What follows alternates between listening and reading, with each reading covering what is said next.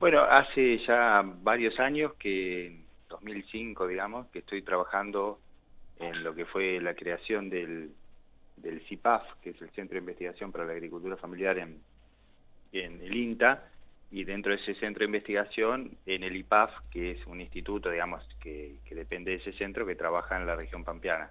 Está localizado acá en Villa Lisa, cerca de La Plata. Y bueno, y de hace más tiempo soy docente ahí en la Universidad de La Plata, en lo que tiene que ver con economía agraria, economía en general, digamos, más la introducción a la economía social, y vengo trabajando más que todo en lo que tiene que ver con agricultura familiar, con comercialización, financiamiento, asociativismo en función de esos temas. Entonces, bueno, está muy pegado o es parte, como dicen ustedes, la agricultura familiar de la economía popular, de la economía social, y bueno, en eso vengo trabajando en algunas cuestiones de docencia, otras de extensión e investigación, un poco en cada una, digamos, ¿no?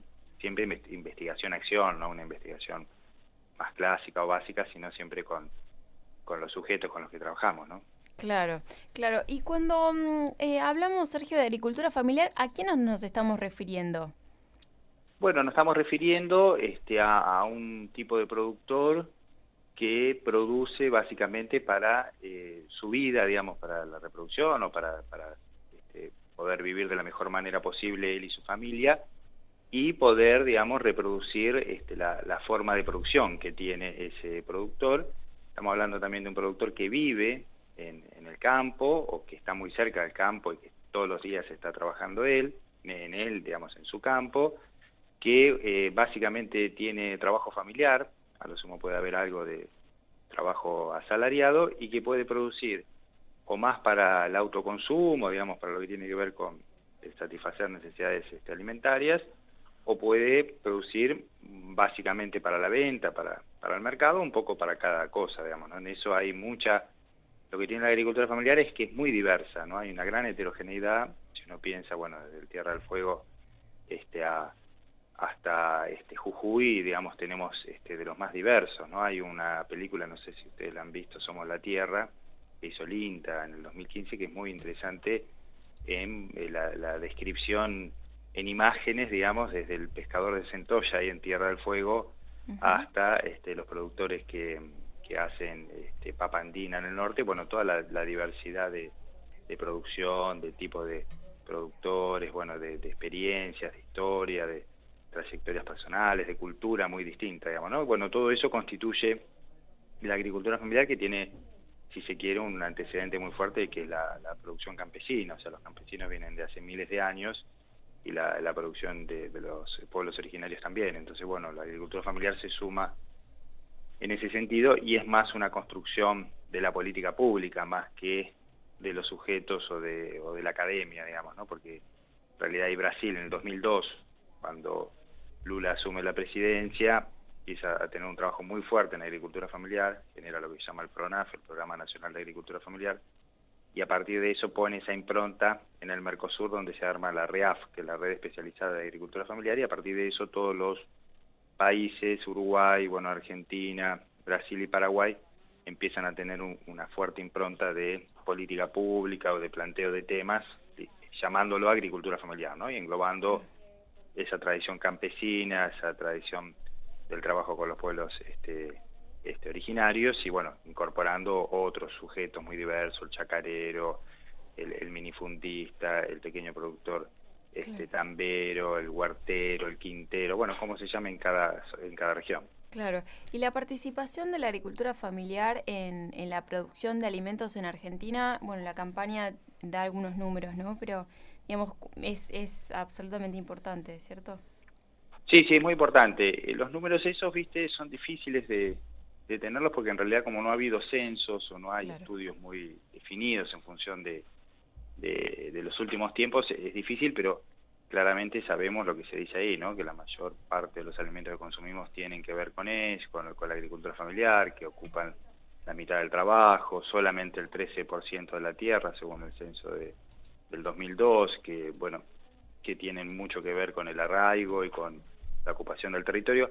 El problema es que en la Argentina es el país que menos población rural tiene en Latinoamérica. O sea, tiene un un 3% solamente de población rural, que es la población que vive en el campo, la que está en pueblos de menos de 2.000 habitantes, y eso también es un problema cuando uno quiere avanzar con políticas y procesos de agricultura familiar, ¿no? Se necesita más gente en el campo para producir más en el campo, pero claramente igual sigue siendo hoy mayoritario los alimentos que producen la agricultura familiar. El problema es lo que viene después, ¿no? El agregado de valor o la comercialización minorista, no, en general, salvo algunas contadas excepciones y que las vemos como muy interesantes, la mayoría de ese agregado de valor y de la cadena de intermediación es de grandes empresas, ¿no? Si uno mira la comercialización minorista, 6 grandes hipermercados son los que manejan el 60 al 70% de la comercialización minorista de alimentos y bebidas. Entonces eso tiene un impacto muy negativo, tanto para los consumidores como para los productores que reciben un precio muy bajo y por ahí a 90, 60 o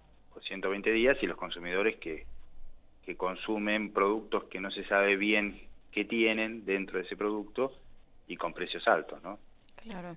Y dentro de las experiencias de comercialización minorista que decías, bueno, hay algunos ejemplos y demás, ¿cuáles serían esos ejemplos o, digamos, cuáles son, sí, aquellas experiencias, digamos, que repiensan esta lógica de la concentración y, digamos, el agregado de valor que claramente no puede capitalizar o no puede ser concentrado en los productores, ¿no? Sino en toda la cadena de intermediarios? Sí, sí, hay muchas experiencias, por ahí hay dos como más fuertes, la más contundente, si quiere, son las ferias de la agricultura familiar, que muchas veces se mezclan y son lo mismo que las ferias de la economía social. Esas nacen ahí en el 95, en Oberá, digamos, el formato que nosotros conocemos más y que hemos visto más, nace en el 95 en Oberá, y después se diseminan, digamos, estas ferias del productor al consumidor, con gestión propia, digamos, de la agricultura familiar y con un tiempo así bastante periódico, ¿no? Una vez por semana, 2 veces por semana, cada 15 días. Ahí en Misiones tenemos más de 60 ferias que hoy funcionan, digamos, en distintos pueblos o localidades. De hecho, en Posadas hay más de 10 ferias, digamos, directas del productor al consumidor, y que ese proceso se extendió por todo el país. En el año 2017 había un relevamiento hecho por la Secretaría de Agricultura Familiar de más de 600 ferias en todo el país, y en provincia de Buenos Aires había una cantidad importante, también cercana a las 100 ferias. Digamos. Todo ese proceso es muy fuerte, la verdad que ha crecido mucho, que ya en La Plata funciona una red de ferias de la universidad, en Tandil ahí yo conozco el trabajo de Marcos y también hay en relación a la universidad. La universidad en realidad en varios lugares ha establecido o ha promovido o ha generado ferias, digamos, de productor al consumidor. Ese es un proceso que sigue con fuerza, tiene dificultades hoy ante la baja del poder adquisitivo. Bueno, hay dificultades en cuanto a la baja del consumo, que sucede en todos los negocios, no solamente las ferias, sino los almacenes y hasta los hipermercados se están quejando de esa cuestión, pero que sigue siendo muy potente. Y después hay un proceso bastante nuevo, interesante, que junta más todavía el tema de los consumidores, con los productores, que es lo que nosotros denominamos intermediación solidaria o comercializadoras, que son algunas organizaciones de la economía social que están mediando, digamos, la producción de los agricultores familiares con los consumidores que tienen otra lógica de consumo. Ahí hay una experiencia muy interesante del ARCA, en Mendoza. Sí. También experiencias varias acá en la zona de la región metropolitana, Colectivo Solidario, La Yumba, Caracoles y Hormigas, Puentes del Sur, bueno, que buscan diferentes maneras, a veces es a través de las tecnologías de información, o sea, por medio de algunas planillas de internet uno puede hacer el pedido. Esas comercializadoras en general no ponen los precios a los productores, sino que los productores ponen el precio que ellos consideran que es justo, digamos, para su producción, y luego las comercializadoras con esa cantidad de productos difunden, digamos, la lista de productos, los consumidores compran en función de sus necesidades y de sus posibilidades, y después se hacen, bueno, las entregas, repartos, bueno, depende de qué tipo de producto, de cómo sea esa lógica, ¿no? Y esto viene como creciendo, ahí hay mucho trabajo de logística, de almacenamiento. Ahí también aparecen los problemas, ¿no? Porque por ahí antes la agricultura familiar o las organizaciones de economía social no estaban tan habituadas a hacer este tipo de acciones, y bueno, esto va trayendo, digamos, algunas otras necesidades de organizarse en cuanto a la acopio, la logística, la distribución, la infraestructura, etcétera. Pero es un proceso que viene creciendo y que nos parece importante, digamos, ¿no? Porque también el productor muchas veces lo plantea, dice, nosotros no tenemos tiempo, o sea, por supuesto que nosotros desde la economía social planteamos que el trabajo es el eje vertebrador de cualquier proceso económico, pero muchas veces los productores se autoexplotan en cantidad de horas y no llegan a tener el tiempo necesario para producir, para estar en el campo, para elaborar los productos, para llevarlos, para venderlos, para distribuirlos. Entonces, bueno, esta cadena, si se quiere, de intermediación solidaria entre productor, organización de la economía social que hace de intermediaria y consumidor, nos parece como muy interesante, digamos, ¿no? Para poder fortalecerla y profundizarla. Claro. Y ahí el consumidor, creemos que todavía hay mucho para trabajar con el consumidor, ¿no? Porque nosotros, bueno, desde el INTA generalmente hemos trabajado más con el productor, pero el consumidor tiene que ser ahí la pieza clave que pida otro tipo de producto, que quiera saber de dónde viene, qué trabajo hay atrás, si hay trabajo, digamos, esclavo, o digamos como un trabajo más de tipo mercantil, o hay trabajo familiar, qué tipo de producto es, si es agroecológico, si es un producto más sano. Bueno, nos parece que el consumidor puede brindar, digamos, ese trabajo fuerte de consumir de otra manera, ¿no? Que generalmente las agrupaciones de consumidores hoy plantean más el tema del precio, ¿no? El tema de defensa de los precios, que está bien, pero también nos parece que está bueno que los consumidores se metan en esto de saber qué se está consumiendo y quién produce esos alimentos que se consumen. Claro. Sergio, una consulta. Se vio en los últimos meses en diferentes medios reclamos de pequeños productores en Capital Federal, ¿no? Regalando verduras, Sí. unas lógicas, ¿no? Sí. ¿Qué expresan estos hechos en particular? ¿Qué? Perdón, no te escuché. ¿Qué expresan estos Que hechos? expresan, bueno, una situación muy... Ayer, de hecho, hubo acá en La Plata una movilización también de algunas de las organizaciones, lo que expresa una situación de crisis, digamos, ¿no? Este modelo económico, digamos, lo que ha generado para el sector agropecuario mejores condiciones para aquellos productores de gran escala y que exportan. En cambio, los productores más pequeños, la agricultura familiar, en una situación de crisis, ya que los costos cada vez crecen más debido a que son dolarizados y bueno, con todas estas devaluaciones que está habiendo, aumentan los costos, el poder adquisitivo de la población está disminuyendo, entonces los precios son bajos. De hecho, acá en la zona, en enero y febrero se tiró una cantidad muy importante de tomate, que para ustedes allá en Tierra del Fuego lo deben pensar como algo increíble. Bueno, pues se tiró tomate porque directamente no lo iban a buscar los compradores, o sea, no es que no tenía precio, sino que directamente no interesaba. Claro. Entonces hay una situación de mucha dificultad, o sea, de costos altos, precios bajos.